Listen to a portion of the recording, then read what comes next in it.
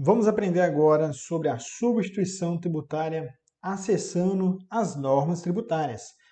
O primeiro aspecto que nós precisamos entender com clareza é sobre a hierarquia das normas tributárias.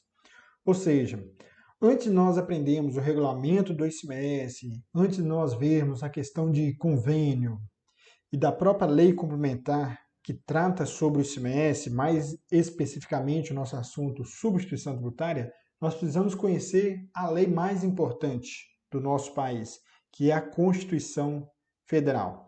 A Constituição Federal é que vai dar para nós uma base sólida do assunto. Então, todas as normas tributárias que existem, um decreto, um convênio, um protocolo, uma lei complementar, enfim, tudo vai ser com base na Constituição Federal. Não pode existir uma norma tributária que vai contra, que vai ferir a Constituição Federal. Então, a base para nós compreendermos esse assunto é a Constituição Federal e nós vamos aprender juntos agora, nós vamos acessar e nós vamos ver o que a Constituição Federal fala sobre este assunto especificamente, ICMS, substituição tributária. Acesse junto comigo ao site www.gov.br/Receita Federal. Eu gosto de mostrar aqui, ó. Você pode até jogar no Google Constituição Federal 1988. Beleza, mas eu gosto de mostrar como você vai acessar passo a passo para você aprender. Você não pode ficar dependendo de Google, não, tá bom? Às vezes a gente joga no Google para poder facilitar e adiantar o processo para nós, mas é importante nós sabermos acessar os sites oficiais do governo, ok? Então vamos lá. No site oficial aqui da Receita Federal, nós vamos vir a opção Legislação. Mais embaixo, nós vamos acessar aqui, ó, Constituição Federal. E um detalhe, ó, depois, já vou abrir em nova aba aqui, ó, Leis Complementares. Abaixo da Constituição Federal, nós temos a principal lei do ICMS, conhecida como Lei Candir. É a Lei Complementar número 87 de 1996, que vai tratar sobre o ICMS. Então você já pode abrir aqui também, que nós vamos ver em conjunto. Mas vamos primeiro à Constituição Federal. A famosa CF de 1988. O primeiro aspecto que nós vamos olhar aqui é lá no artigo 155, então abre junto comigo, onde vai falar sobre o ICMS. Vamos lá, artigo 155. Ok, ó, artigo 155 vai dizer o seguinte: compete aos estados e ao Distrito Federal instituir impostos sobre, inciso 2, que vai ser o nosso assunto, ó, ICMS. E vem toda a descrição aqui, ó, operações relativas a circulação de mercadorias e sobre prestações de serviço de transporte interestadual, intermunicipal e de comunicação.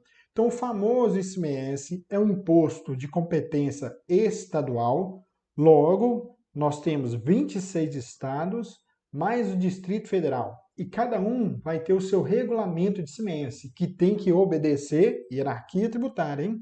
Tem que obedecer à Constituição Federal. Ok.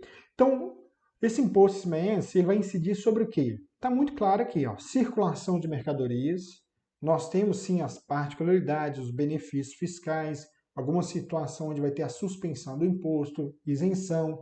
Isso é um assunto para um outro momento. Vamos só entender que a regra geral, que é importante, que vai dar base para nós. Então, o imposto ele vai incidir sobre a circulação de mercadoria e também sobre transporte, ó, interestadual e intermunicipal. Seja, interestadual entre estados, Minas Gerais para São Paulo, Bahia, Goiás, ok. Intermunicipal entre municípios, por exemplo, Minas Gerais, o transporte Patinga para Belo Horizonte, ou seja, entre municípios, vai incidir ICMS. Mas se for intramunicipal, ou seja, intra vem de dentro, dentro do município, ou seja, um transporte entre bairros, vai incidir ICMS? Não, vai incidir o quê? ISS, que quem sabe é um assunto para um outro momento. Então, ICMS vai ser entre municípios e entre estados. Guarda isso no seu coração, que é fundamental, e eu vou dar uma dica também lá na frente sobre ICMS nessas situações. E também sobre a comunicação. Então, aqui nós já vimos o fato gerador do ICMS. Artigo 155, inciso 2. Então, o que é a hierarquia tributária? O Estado não pode cobrar o ICMS se não for nessas situações aqui previstas. Então, ele vai ter que obedecer tudo aquilo que está dentro da Constituição Federal. E sobre o nosso assunto especificamente, substituição tributária. Sobre a substituição tributária, ainda no artigo 155, nós vamos vir mais abaixo no inciso 12. Olha o que diz aqui, ó. Vamos aqui, ó. Inciso 12. Cabe à lei complementar definir seus contribuintes, olha a linha B, dispor sobre a substituição tributária. Então, o que a Constituição Federal está falando? Que precisa existir uma lei complementar para definir todas essas situações aqui, ó, definir quem é o contribuinte do ICMS, falar sobre a substituição tributária, que é o nosso assunto, e vem trazer toda uma sequência de situações aqui. Aí a questão é, beleza, então a Constituição Federal falou que precisa existir uma lei complementar. Que lei complementar é essa? É a que eu citei no comecinho do vídeo. É a Lei Complementar 87, de 1996, a famosa Lei Candir. Então vamos na próxima aba aqui, vamos abrir a Lei Candir. Igual diz, você pode jogar no Google só assim, ó, Lei Candir, e acessar. Mas eu gosto de fazer aqui porque aí a gente vai ver o passo a passo. Lembra que nós clicamos, ó, Lei Complementar, vamos lá embaixo, número 87 de 1996. Opa! Aqui, ó, número 87. E ela vem dizendo aqui, ó, dispõe sobre os impostos dos estados, Distrito Federal, sobre operações relativas à circulação de mercadorias, enfim, é justamente o que nós queremos. Vamos clicar aqui. Ao entrarmos aqui, já vem até a informação, ó, Lei Candir. Então, tudo que você precisa saber sobre o ICMS, todas as regras gerais, a essência, a lógica geral, está aqui dentro da Lei Complementar 87 de 1996.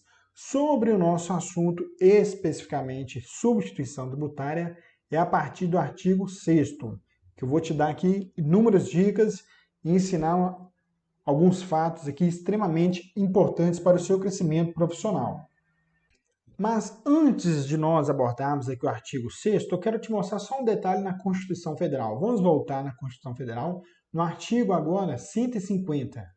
Vamos lá, artigo 150, que diz que ó, das limitações do poder de tributar. No parágrafo 7º, vamos olhar aqui, ó, artigo 150, no parágrafo 7º. Só para você saber que também a própria Constituição Federal fala sobre a substituição tributária, a lógica da substituição tributária. Diz o seguinte, ó, a lei poderá atribuir a sujeito passivo de obrigação tributária a condição de responsável pelo pagamento do imposto ou contribuição, cujo fato gerador deva ocorrer posteriormente, assegurada imediata e preferencial restituição da quantia paga, caso não se realize o fato gerador presumido. Aqui está uma descrição técnica do que é a substituição tributária.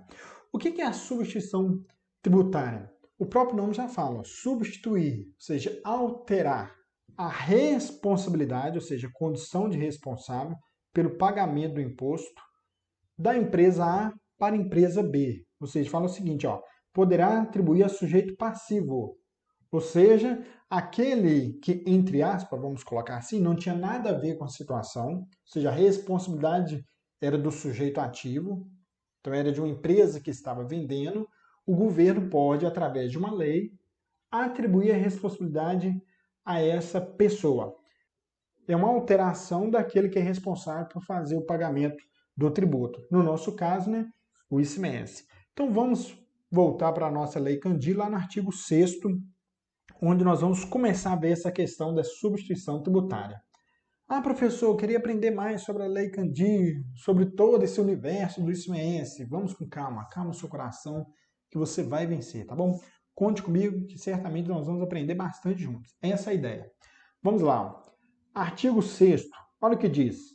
A lei estadual poderá atribuir a contribuinte do imposto ou a depositário, a qualquer título, a responsabilidade pelo seu pagamento, hipótese em que assumirá a condição de substituto tributário. Isso aqui eu vou te mostrar com mais detalhes como que funciona essa questão.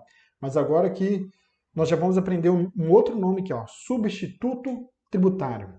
Você vai ver a expressão substituto e a expressão substituído. Quem que é o substituto? É aquele que assumiu essa responsabilidade pelo pagamento do imposto. E o substituído é aquele que deixa essa responsabilidade, que não tem mais a responsabilidade de fazer o pagamento. Ok? Beleza. Agora nós vamos ver algo aqui fantástico aqui, nós vamos ver cada uma delas, que são as modalidades de substituição tributária. Vamos lá. A responsabilidade poderá ser atribuída em relação ao imposto incidente sobre uma ou mais operações ou prestações, sejam antecedentes, concomitantes ou subsequentes. Ou seja, nós temos 3 modalidades de substituição tributária, onde nos próximos vídeos eu vou ensinar cada uma delas. Então nós temos a antecedente, a concomitante e a subsequente. Mas antes de nós entrarmos nos detalhes, nas particularidades de cada uma dessas aqui, vamos dar continuidade à leitura aqui, ó.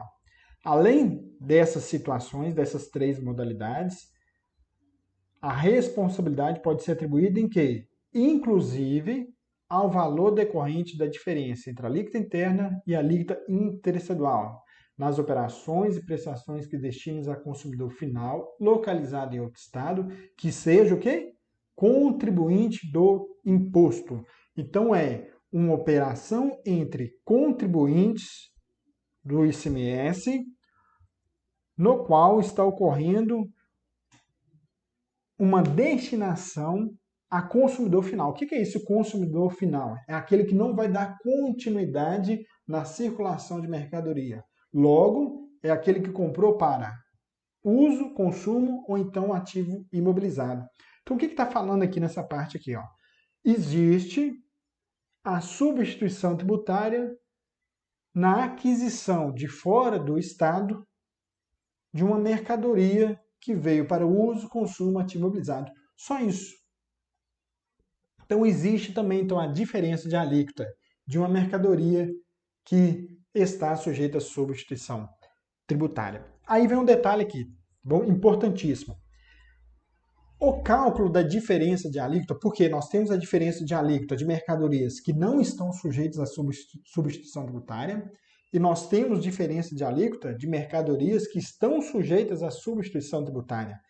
E a maravilha é o seguinte, ó, nós temos 26 estados mais o Distrito Federal, ou seja, 27 regulamentos do ICMS, que possuem as suas particularidades. Em Minas Gerais tem uma tratativa. No estado da Bahia tem outro, no estado do Pará tem outro, em Sergipe tem outro. Então tem estados que possuem diversos cálculos diferentes para a diferença de alíquota. Ó, ficou louco agora, hein? Vários cálculos diferentes para a diferença de alíquota. É louco, mas é a verdade. Por quê? Tem estado que calcula a diferença de alíquota de uma forma quando a mercadoria está sujeita a ST. E quando a mercadoria não está sujeita à substituição tributária, o cálculo é totalmente diferente. Ai meu Deus, como é que é feito no meu estado? Você já sabe quem você vai procurar. Esse professor aqui que quer te ajudar você crescer profissionalmente, tá bom? Eu tenho ajudado alunos do país inteiro, do Acre, Amazonas, Sergipe, Alagoas, todos os lugares, todas as regiões do Brasil. E cada estado tem as suas particularidades. Em todos os impostos relacionados ao ICMS, antecipação do ICMS, diferença de alíquotas, substituição tributária, existem inúmeras situações, inúmeras variáveis que influenciam diretamente em qual imposto que vai pagar e como que vai calcular. Então, às vezes, quando uma empresa é do Simples Nacional está comprando de uma empresa do Simples Nacional, tem uma tratativa. Se ela estiver comprando uma empresa do regime normal, tem uma outra tratativa. Se a mercadoria estiver sujeita à substituição tributária e eu comprei para uso e consumo, tem uma tratativa. Se a mercadoria não está sujeita à substituição tributária, mas eu comprei para uso e consumo, tem uma outra tratativa, um outro cálculo, uma outra lógica. E cada estado tem as suas particularidades. E eu quero muito poder te ajudar conforme as regras específicas do regulamento ICMS do seu estado. Então, o objetivo aqui é gerar curiosidade em você, para você ter essa ciência que existe o imposto de CMS-CT sobre diferença de alíquota e tem particularidades conforme o Estado. Então, eu não tenho condições neste curso rápido aqui para te dar uma noção, para te dar uma base, explicar os 27 regulamentos CMS, conforme cada particularidade. Mas vamos lá. Então, nós já sabemos que existe esse imposto diferente de alíquota quando a mercadoria está sujeita à substituição tributária. E o que nos interessa são as três modalidades: antecedente, concomitante e subsequente. Te aguardo no próximo vídeo, onde nós vamos aprender cada uma delas.